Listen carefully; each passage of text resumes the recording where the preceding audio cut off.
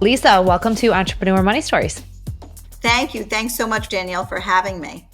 I am really looking forward to our conversation. It is not the most romantic topic. However, I had a client meeting several months ago and heard her absolute horror story. And when I got off that call, I said, I have to have somebody on the podcast. And I heard you speak a few times. So I wanted you to come in and share your wisdom with our audience to help protect ourselves. We get married with the best of intentions, but divorce is always something that could be a lingering possibility, and that's why people like you exist. So thank you for being here. Maybe you could just tell the audience a little bit about yourself, what your mission in the world is today. Sure. So I have a law firm in Manhattan and in Westchester County. It is about 40 something people. So it's actually a rather large firm at this point. I built it since 2013, and we are focused on matrimonial and family law. And I like to think that we do great work and help a lot of people through their divorces and also draft prenups and post-nups and all of that. And before this, is a fun fact, I was in the fashion business. So what? How did you get from fashion business to this? So I went through my own divorce. I had been in the fashion business and had really liked that world, and then went through my own divorce and thought, I could be really helpful to people having gone through this. And frankly, being very good at the negotiating table, having been in that fashion business and wheeled and dealed with a lot of manufacturers as well as retailers. And so I decided that I was going to actually become a divorce attorney. Wow. That's very cool. That's awesome. Well, I love that you understood what skill set you had learned from your previous career and knew how to pull that out right out into your new career. Yeah, no, that is true. I use that skill set every day. So 100%. That's awesome. So you're an entrepreneur as well. Did you know when you started your firm that you wanted to grow to the scale and size that you are at today? I did actually. I had worked for various people before, and one of them had said at some point to me, I've done all of that. I've grown a firm. I'm not really interested in growing to the point where you are. And I knew that I really wanted to grow a firm. That was very important to me.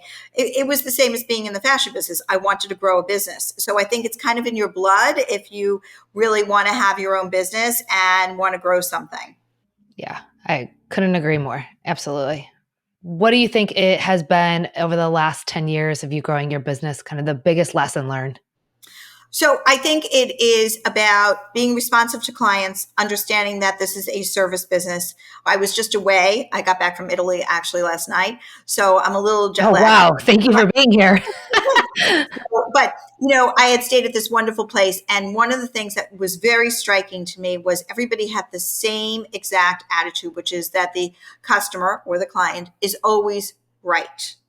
And I think that that's really important. I mean, look, there are times when, frankly, the client isn't right necessarily, but they need to actually be understood and to be heard and be responsive. And I think that that's what's really important.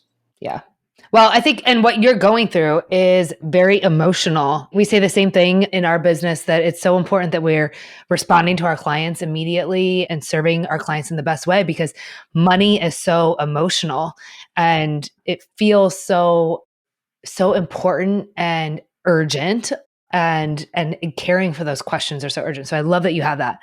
I want to dig into some of the strategies that our audience, listeners, and clients can implement. If I shared with you very briefly before we hit record, if somebody started their business before they were married, what are the best ways that somebody can protect their assets going into marriage? So the first thing is a prenup. A prenup actually can resolve that particular issue. And many times we do have clients who come to us who have their own businesses or their own business interests. And those business interests are actually excluded from the marital estate. And they will be their sole and separate property, no matter how big or how small that they are. They will always be their sole and separate property. So it doesn't matter what size we are, because I want everyone to hear that. It doesn't matter if you're making, like if you just started your business and you've only made a few $1,000s, you don't know what that business is going to build to. So to protect yourself regardless, right? That is 100%. And, I don't know that every single state is the same, but in New York, okay, we certainly can contract out, okay, and exclude that particular piece of property, which it's property, from the equitable distribution of the assets. And many times we do just that. We exclude it. The other thing that people need to remember is that even under the law, if we didn't have a prenup or a postnup later, right? If we didn't have either of those contracts, you could also exclude a portion of it, right? Because there is a value for the business at the time of the marriage, and then there may be the appreciation of the business. And so it would be great if you could exclude, if you're the business owner, of course, right? It would be great if you could exclude the value of the business as it is now, and then any appreciation of that business interest, plus any affiliate businesses, any subsidiaries of that, because sometimes your business is bought. You need to kind of think that out in terms of the language, but it can be excluded. And so that's really important to note. And then if for some reason that's not what happened, then you need to look at what was the value of the business at the time of the marriage and what it is now. And then keeping in mind that businesses are not often, and certainly not when they're appreciation only, they're not often divided on a 50-50 basis. They are very often divided with some other component, unless it's a very long marriage or unless the business was started during the marriage. There may be a different percentage. What contributes to that? There's a lot of factors that contributed to it, including the fact that you may have started the business prior to the marriage. And then the question is, what, if any, help or aid or assistance did the non-titled spouse, meaning the spouse who does not have the business, what did they actually contribute to the business? So it may not be direct contributions. Perhaps your spouse actually raised the family, And right? that's what I was just going to say. It might not be that they actually helped you run the company, but they were picking up kids or cooking dinner or whatnot. Exactly. And that certainly is an indirect contribution. And that indirect contribution certainly does entitle somebody usually to some component of the business. And, it also could be that it's a larger component because that person was there when it started. Maybe they contributed certain funds, marital funds to the business. Maybe they were intricately involved. Maybe the spouse did the bookkeeping of the business. There are many different factors that go into it. Were they taking care of elderly parents while you were running the business? Were those your elderly parents that they were taking care of? Stepchildren, were they taking care of stepchildren while you were running your business? What other contributions did they make, right, as part of this? And so it's really important to go through all the factors of the equitable distribution of that business to find out. The length of the marriage is certainly a key factor. But you can protect yourself by having the prenup in place and signing off on that from day one. Absolutely. And that is a really important thing to do. We talk about these prenups all the time. I draft more and more prenups than I've ever drafted before. I'm so happy to hear that. Yeah, they are. I'm really shocked. I have to say, we have literally, it's almost as if the phone, although I will say it's more like the website, has been ringing off the hook in terms of people who are interested in getting prenups. And it ranges from very, young people who are getting married for the first time to people who are going into their second marriages, et cetera. So that's important. Also, one other thing is it's important to keep the documents, right? So if you have not signed a prenup and if you actually did have the business prior to the marriage, it's important that you keep the tax returns, that you keep the general ledgers, that you keep all of those pieces, because it is going to likely be your burden to value that component of separate property, meaning the value of the business that the business had at the time of the marriage. That's going to be your burden. And so you want to make sure you keep all your paperwork. Well, that is one reason that I don't think I've ever talked about as to why to have your bookkeeping clean and in order. I don't usually talk about it in that perspective, but gosh, that's reason 1001 to have clean bookkeeping on a regular basis that that is accurate and accessible so that you can have it ready for this event. I don't know, maybe you don't talk to your clients about this, but if somebody is hesitant about having the conversation with their spouse, is there anything that you can think of that it's not a romantic conversation? You're going into this wedding, you're planning the wedding, everything is sunshine and rainbows. I had a very direct conversation with my husband. I'm a pretty direct person. So it was like, hey, if you want to walk down the aisle, here's here's the paperwork. But for people who are caught up in the romanticism of it, how do you get them to have this conversation? So it is sometimes a difficult conversation to have, and people are not used to talking necessarily about money, particularly when they're in this very romantic mood and they feel uncomfortable. But I think that it's important to have the conversation from the very beginning. So I think it's about the timing. A lot of it is about timing. It is not good form to have the conversation a few weeks before the wedding for the first time. Okay. And I can't tell you how many of those prenups we do, right? Because that makes people feel uncomfortable. But if you've been dating and you're starting to think seriously about somebody, it's time to start raising this issue. I always thought that if I got married, I would want a prenup. What are your thoughts about a prenup? I feel like lots of people don't get prenups, and then in the event that they get divorced, they end up in a situation. It's better to be transparent. It's a good conversation to start having. It doesn't have to wait to the last minute, and it doesn't have to be like blurting it out at that uncomfortable moment. It can be a steady conversation about the importance of doing it. Okay. I like that. We're having the conversation over time, dropping hints while we're dating. Once we're get engaged, we are having that conversation before we're wedding planning and the date is set and gifts are being purchased.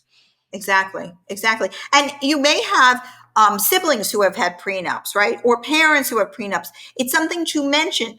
Also people sometimes have family wealth, right? It may be something early on to say, look, I want you to understand that I really love you, and I really hope this goes someplace. And I want you to know that my family really cares about making sure that everybody is protected. And this wasn't money that I necessarily earned. Yeah.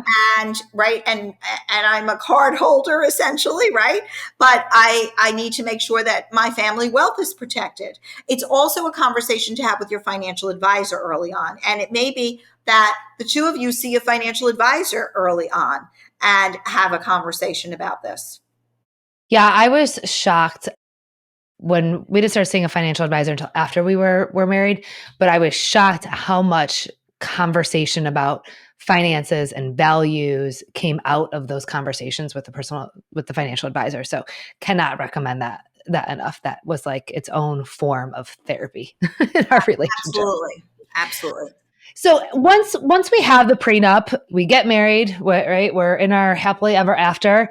Are there any things that we need to watch out for, like any actions that we need to make sure that we're not taking once we're married? So one thing, I'm going to say this. Lots of people run their businesses in various ways. I think it's always really important to make sure that your business is run, I'm going to say cleanly, okay? So that you're not put in a position where you feel stressed because somebody's going to be looking at your tax returns or looking at those general ledgers, because notwithstanding that it could have been waived and that they have no right to it, that becomes a pressure point for people. And so don't extend yourself beyond what is legitimately those business expenses. Don't write off your mortgage when you shouldn't be writing off your mortgage, or pay your utility bills or your vacation expenses through the business. It's not helpful. It will not be helpful if you proceed through a divorce. So I would say first and foremost, be honest about it, right? Be honest about what your income is. You have a partner out there, and it's not just your spouse. It is the government. And so, they get their fair share. Sometimes that's unfortunate, but the fact is you don't want to be put in that position of having to legitimize these expenses, et cetera, in front of a judge someday. So that's one thing I would say. The other Wow. thing, right? Again, like one reason 1001 that I've never even talked about it, right? Like we've always talked about clean books, separate your business and your personal. And we talk about it a lot from an IRS audit standpoint. And then from a business health standpoint, we need to know how healthy the business is. And we cannot do that if we're commingling. We're doing that with a client right now.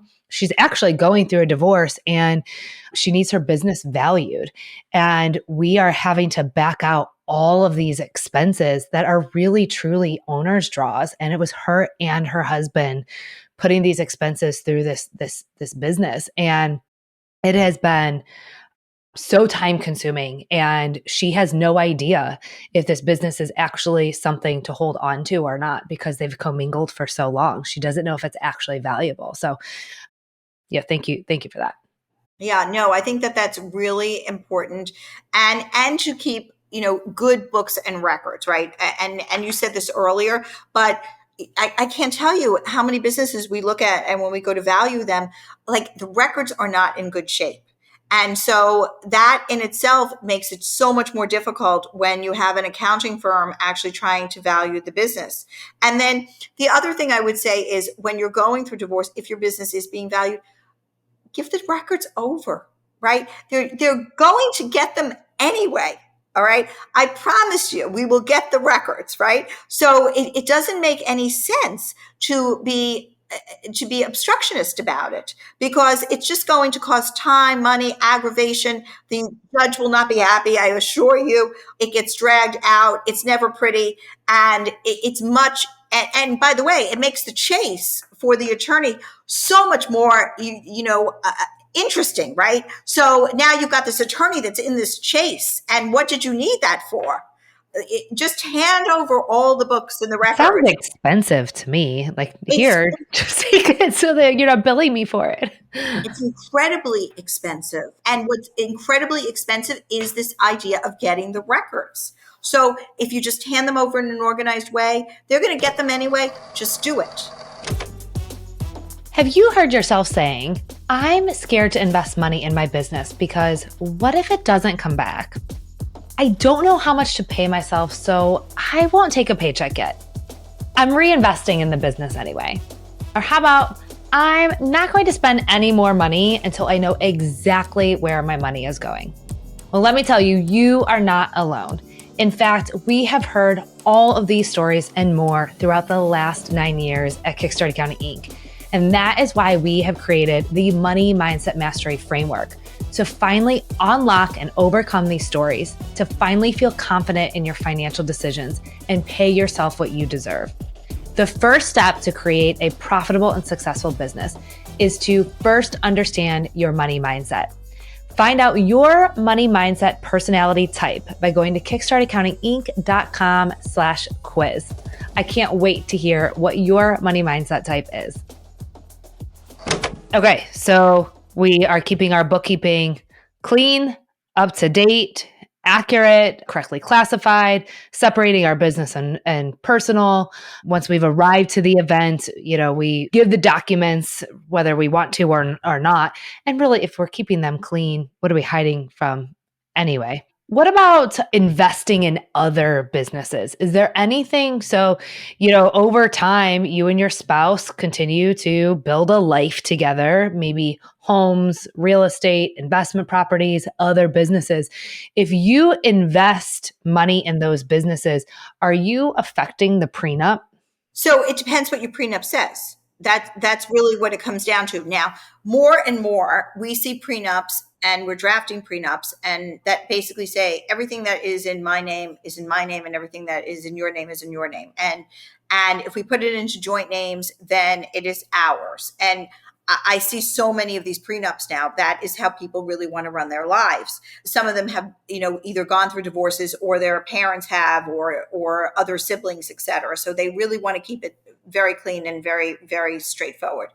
That being said, if there are marital monies that are being invested in a business interest, then that business interest is likely to be divided in some way in kind. So let's just say you are a 2% holder of some business interest, like a real estate interest. Well, then the other spouse may become the 1% holder and may become 1% holder.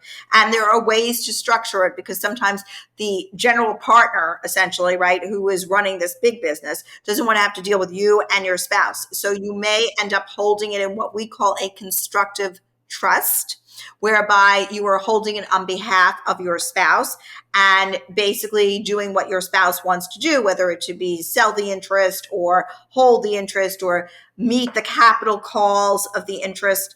You have to remember that businesses often need further funding. So when you're asking to have a percentage of that business, when you're on the asking side, you have to remember that there could be a downside too. You could end up with a capital call, and you could end up with having to put more money in, and you may not be in a situation where you want to be able to do that. So maybe you want to have that interest valued in some way and be bought out of it so that you don't have that potential liability down the road. So know and understand that as we build our life together, if we invest in something, it will become a marital asset that will be divided and might not be included in that prenup. Correct. And it could be included. Your prenup may say any interest in any business entity in your name or in your name with another entity, or in your name with another person, except for your spouse. And then it could be yours. But that prenup had to be worded in that particular way. And it depends on your state, right? Everything depends on your state. Okay. And that's Okay. important, right? So I'm a New York State attorney. And so it may be different, for example, in California. Yeah. I know that when we went through this, there was very specific things in Ohio. So I just remember that being very state specific. Okay. Let's say we have already gotten married, right? We're living our lives. And then I decide to start the business. And again, I might be starting small, but if I'm a business owner that's thinking ahead, how do I protect myself if I'm growing a business post marriage? Okay, so let's take the next stage. You can do the prenup before the marriage. You can do, in some states, a post-nuptial agreement after the marriage. And you're going to need something called consideration. So you're getting something, somebody's going to get something in return. I don't know what that something's going to be, but there may be some sort of a trade-off. Maybe that person's going to get some account or some business in their name.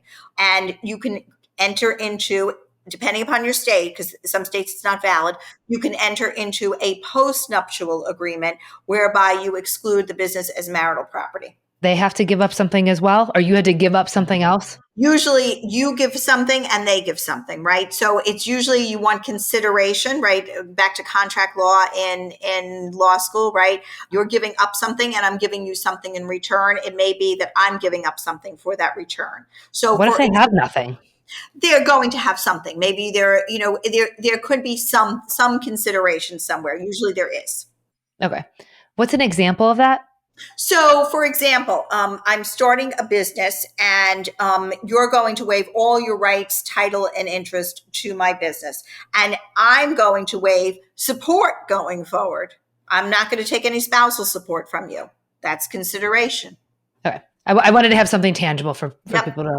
that might be. Or you have some bank account that you've been putting your earnings in. So you're waiving your rights to my business, and I'm waiving the rights to that bank account that we have been saving during the marriage. It's again, it doesn't have to be even, but there needs to be something when you enter into a. What about like a retirement account? Like Yes, okay. absolutely, absolutely. All right. So we can put together a contract post marriage. Any actions that we need to be thinking of to protect ourselves as we grow this business to make sure that we're not doing anything to counter that agreement. It's interesting that you say that because sometimes people don't follow the agreement, right? Right. That's what I'm thinking. They're going to put their spouse on the business for whatever reason. Maybe there was a tax advantage, and all of a sudden now we have two names on the business, and the post-nuptial agreement specifically said anything jointly titled, right, is going to become a marital asset. It's going to be divided 50-50. It's possible. Okay.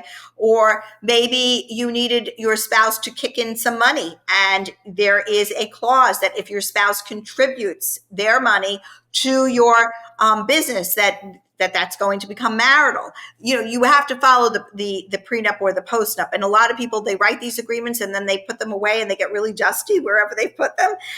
And they dust them off when it's time, unfortunately, to possibly meet with a divorce attorney, and they find out, I didn't follow, and that's a problem. But when a client works with you, they could call you and say, hey, I'm thinking about doing this. Absolutely. And they do many of the time. But I will say that we have seen so many people who enter my office for the very first time, and they've had these prenups or these postnups, and they just didn't follow them. Yeah. That's why I wanted to make sure I asked that, because like what do we need to do? I think that the big thing that I see people doing is that we go to file our taxes, and it's like entrepreneurs have this stigma around paying taxes. Like they do not want to pay taxes. Now, to me, paying taxes is, as a self-employed business, I'm paying into my fair share. But we make these really quick decisions at tax time because it's going to lower my tax liability. And so we forget what the numbers are actually telling us and all of the other agreements and strategies and everything else that we put in place, all just to save a few dollars in taxes. So I think that's right. Also, your prenup might address the fact that if you are filing jointly, that won't affect the separate property rights that you are actually obtaining in your pre or post-nuptial agreement. So the fact that you file joint tax returns doesn't mean that it's a joint asset. Or it may specifically say that any taxes due for your business will be paid from your separate property of some sort. So maybe they'll be paid from inheritance, or maybe there'll be a credit, okay, later in the event of a divorce. So again, I can't stress this enough, because I think people don't read their prenups or postnups after they sign them a lot of the time, right? They really don't. And they forget what they said. They were so important when they were negotiating them. It was like the most critical thing. And then they just forgot to look at them again. Let's say that we're entering a season of trouble and we're starting to think about divorce as a possibility, or maybe our spouse has brought up divorce. At that moment, what do we need to start doing to protect ourselves? So certainly seeing a divorce attorney, right, as soon as Yeah. possible, and making sure that you pick somebody who you feel is really going to advocate for you, and also be truthful and give you a good understanding of what the law is going to be. Picking a expert, a forensic accounting firm, that would be something else that I would suggest. Usually your attorney works with several forensic accounting firms, and you should be asking the attorney that you're choosing who they would like to work with, because they have relationships with these accounting firms. Not that the numbers will change, but that they have a way of working with them. Relationship. Right. And Trusted. they kind of all know, like, I know that this accounting firm is going to meet the deadlines. I know that this accounting firm is reliable. I know that they're going to be fair in their billing, all of those kinds of things, right? So it's important. And then it's important to get the forensic accounting firm the paperwork. Again, it's all about getting that paperwork and not procrastinating about it, because getting the jump on it is really important. So acting quickly, getting them the documents that they need when they need them. Anything else that you can think of as we are just navigating divorce, that like horror stories? Is there anything that we shouldn't be saying or shouldn't be doing or should do or should say to our spouse or to our attorney? So I think being kind to your spouse, okay, being helpful to your spouse goes a long way. Don't be that person that says you're never going to get anything. You're not getting a single thing. You're going to be like flat, dead, broke, on the streets kind of situation. Don't be that person, because that's not going to be helpful. That is not going to get you to the negotiating table and make this work in any way, shape, or form. So I would say that's very, very important. The other thing is that don't leave the paperwork out. Okay. Don't hide the information, because that's not going to be helpful either. It's just going to be costly. And so, be truthful, be straightforward about it, answer the questions, be available to speak to your spouse's accountant. If you're working with a neutral, be honest and straightforward. When I work with people who own businesses, it is imperative to me that they actually give the information out. Yeah. Really important. We work with so many business owners and I say this with kindness, I get it. Business owners are busy. You got a million things going on. And a lot of times money, working legal, it's hard. And it's like the last thing in the world you want to do. I cannot tell you how often we are banging down people's doors, trying to get bank statements, documents, codes, you name it. And so if that is you and you are listening, please respond to our email. Those general ledgers, by the way, they are going to need the general ledgers. I don't understand why this is such an issue that the operating agreements, all of those things, they're going to need them. So, you may as well just pull it all together. The tax returns, it's just making it harder and more expensive. Anything that I didn't ask you today that you think would be important? So I think that for business owners, I think that the one thing that is most important and most difficult is sometimes your business may be the most valuable asset. And if that is the case, if all of the other assets are just a fraction of that asset, and if you are dividing that asset, if that asset is being valued, that business asset, it may be and it's possible that you walk away with your business asset, right? And that your spouse gets a lot of the brokerage accounts, the house, all of those things. And that makes people very uncomfortable because they feel like, well, now I just have this business that I got to work in. And how could this be good? Right? The stuff you don't have to work for. Right. He is getting all the other assets, and I just have this thing now that I've got to just go and work. And it's not something that I can enjoy. It's not my boat. It's not my house, but it is your potential, right? And you have to realize that. And so it is an asset, like any other asset, to be divided in some manner. And I think that's very hard for people to swallow, but they have to understand that that's really possible. Yeah, you are not taking a risk, but you are putting the value on your own potential of what your business can be.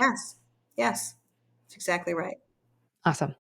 Well, thank you so much for your time today. I feel like we covered a ton of content in 30 minutes. So I really appreciate your wisdom. Where can people stay in touch with you, learn more about you? Can you work with people in other states? So Connecticut is the only other state that I am licensed in. So I can work in Connecticut, but I mostly do my work in New York for sure. And any place really in the Westchester, Manhattan, Brooklyn, Queens, Rockland area, Putnam County. And they can reach me at lisazeiderman.com. So it's LISAZEIDERMAN.com. And I have a blog there, and there's a lot of interesting articles, etc. They can also reach me through LinkedIn. They can call my office, which is 914-455-1000, or they can email me at lz@mzw-law.com. We will have all of that in the show notes if you're out walking or doing something else. So we'll have all that in the show notes. Thank you for being a source of wisdom and sharing all of this with us today. Thanks so much, Danielle, for having me. Okay. All right. Bye-bye. Bye-bye. If you enjoyed today's episode, I asked for you to do one thing in return. I would love if you could like and subscribe and share this podcast episode with one other person who can use this information. I am looking forward to our podcast next week. We'll see you there.